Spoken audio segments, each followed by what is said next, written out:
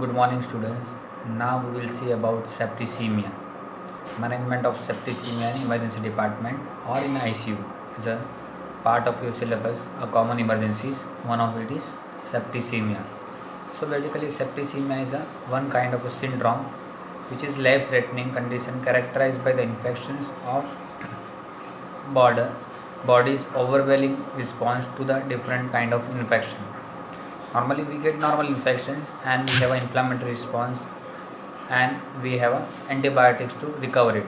But in this case is septicemia, we have overwhelming inflammation that is beyond a certain limitation or certain capacity, and which mostly commonly not responding to the modern medicine including vaccines, antimicrobials and critical cares.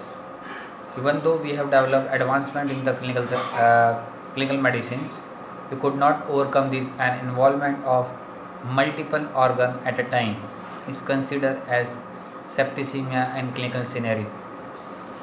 And overall death of 8 to 13% is increasing in the last decade throughout the world, which is higher than the normal breast cancers, prostate cancer, HIV, AIDS, and other minor cancers. So it is a life-threatening situation when the patient is admitted in the ICU for XYZ reasons, and patient has keep on having a number of infection together, and it is considered as the septicemia for your better understandings.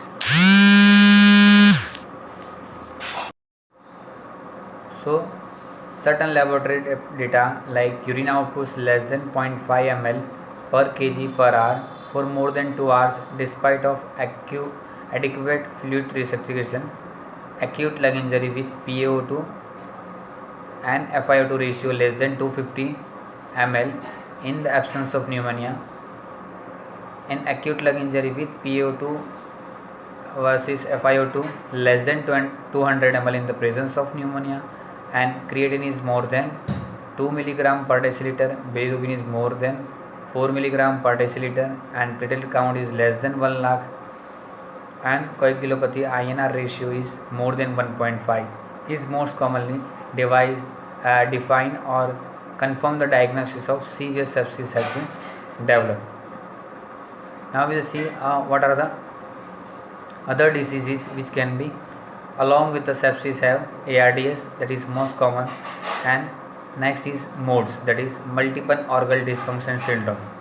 After development of septicemia, patient go for either two things. If it is a respiratory symptoms involved, then patient go for acute respiratory distress syndrome, which is defined as a 1 week of clinical insult and bilateral pulmonary edema not related to cardiac failure or fluid overload, and PO2 is PO2 FiO2 ratio is less than 300 m of Hg, then it is considered as the ARDS. Another is a multiple organ failure, when number of organisms are active in different organs of the body, which leads to development of the MODS, that is multiple organ dysfunction syndrome, or we also call as the multiple organ failure. In developing countries, most commonly because of malnourishment, poverty, lack of access of the vaccines, and timely treatment all contribute to the development of certain amount of septicemia. If the patient or subject get a certain amount of infection and leads to get admitted in ICU or in chronic hospitalization, ultimately developing a septicemia. Diagnosis of the septicemia is often delayed because of the clinical symptoms are mixed, or laboratory signs are maybe a mixed pattern. Many times it may be along with the respiratory diseases, or many times it is without the respiratory. If it is along with the respiratory disease, then it is easy to diagnose. But many times if it is from the renal origin or gastric origin, then it is difficult to diagnose, or patient does not have that access to lead to the confirmed diagnosis of the septicemia, and it's a life-threatening situation. It can be defined as a clinical syndrome that results from the dysregulated systemic infection, inflammatory response to certain infections, and there should be presence of probable documented evidence of infection with systemic manifestation. which is characterized by the cardinal signs of inflammation, that is vasodilatation, leukocyte accumulation, increase in microvascular permeability of the tissues, and certain parameters which induce or which reveals about that patient is going for a severe sepsis or severe septicemia. Will be coming in next video. Now we'll look for the clinical features. So general findings of the sepsis, as we know that sepsis starts from the different multiple organs, so symptoms also vary. So symptoms of sepsis are usually non-specific and including the fever, chills and constitutional symptoms of fatigue, malaise, anxiety and confusion, and these symptoms are not limited to the infections but may be also seen in the variety of non-infectious inflammatory conditions. Rapid breathing and change in the mental status such as a drowsiness, altered sensorium and confusion may be earliest finding of the sepsis. Other common findings include temperature is more than 38.3 degree, heart rate is more than 90, respiratory rate is more than 30 and significant fluid overload and along with the high blood sugar. Most of the patients with sepsis have a variety of lab findings, that is WBC more than 12,000, and patient with the bacterial infection will have a plasma prolactin which is increased which is less than 0.25 microgram per liter, and according to that we can note down that how the hemodynamical changes occur in the body and suggestive of a different other organ involvement and lab data, we can conclude that how the patient is going for development of sepsis and which organ is involved more and which organ is involved as less.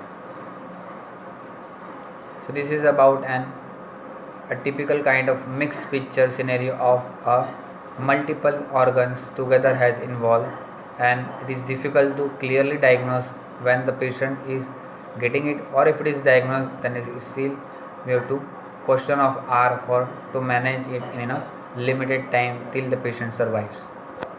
Now first of all in clinical management we have to first look for the fluid management of the septic, that is normally saline and RL are treatment of the choice, and the initial bolus of 30 mg per kg the treatment of the choice along with the infusion of 2 liter over the 30 to 60 minutes with target of CVP if central venous place line 8 to 12 cm of H2, and 1 liter of saline can be expand the plasma volume by 300 ml, whereas 1 liter of colloid expand the plasma volume by 1000 ml.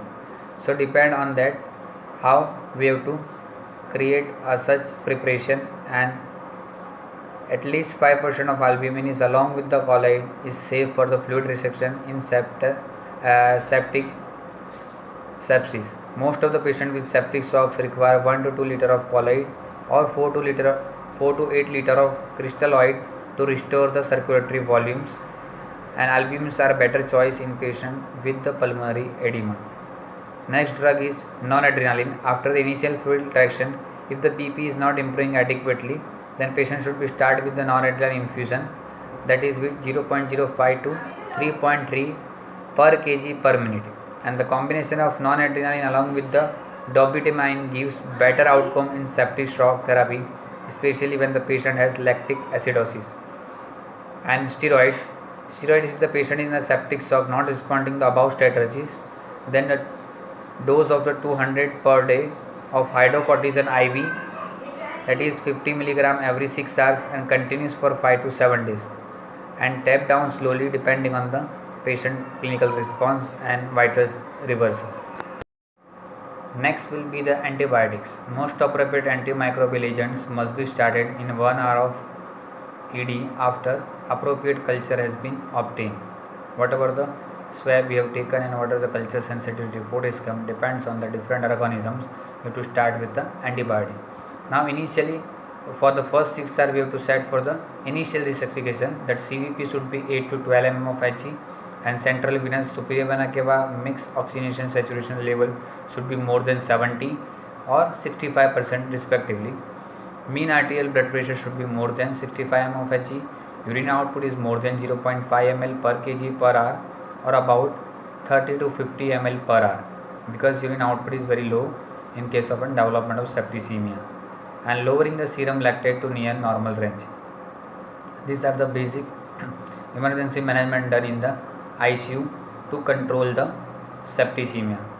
And after that, if it is not done or the patient is not responding well, then we have to go for emergency department, where we can go for a certain, if in case of a development of cardiogenic shock or septic shock, then we have to start with an defibrillator to save the life. Initially we start with the 200 joule, then as per the requirement of patient response or how the response has been seen on the ECG leads, we will focus more on the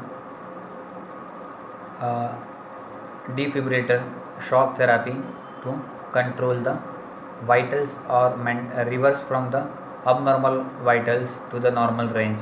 And this is how the complete septicemia has been managed in emergency department. Other post-op IPDs and OPDs will be a different management, but as part of your syllabus, this much is enough.